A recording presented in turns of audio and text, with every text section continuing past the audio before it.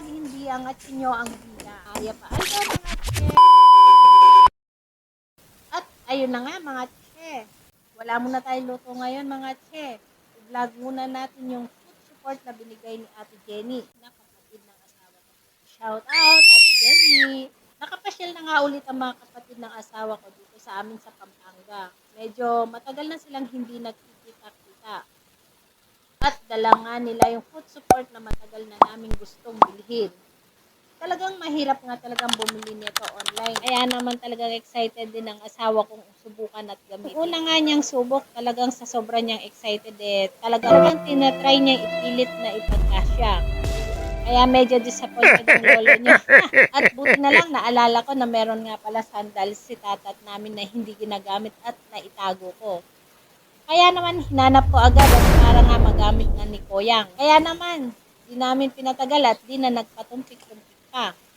Sinungot na nga ni Koyang mga che para masukat at masubukan ng kung kasya sa kanya. At talaga naman saktong-sakto kay Koyang. Kaya, kita nyo naman na pinapractice na niyang ilakad. Tapos nga pala yung therapeutic robotic hand, in-order na nga din namin. Siyempre, bago muna namin in-order yung product, legit at maganda. Tiningnan muna namin yung reviews ng product na o-orderin namin. So far, maganda at maraming positive feedback. Tagal na kasi namin gusto umorder neto, kaso gusto namin na yung sigurado kami sa bibilhin namin. Kaya add to cart na natin yan mga che. At wait lang namin yung parcel na dumating. At ito na nga, dumating na ang aming parcel. Unboxing na nga namin. Siyempre, check kung kumpleto ba yung mga in-order namin. Para kung may kulang, pwede natin ibalik sa seller. Yan, may robotic hand. Check. Yung isang glove na pang mirror. Check. Machine. Check. Mga wire at charger. Check. At syempre, manual para basahin kung paano gamit. Oh, tara.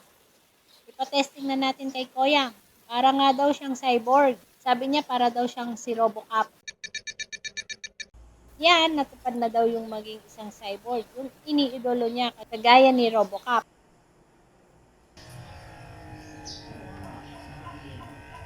Salamat sa inyong panonood sa boring na video namin.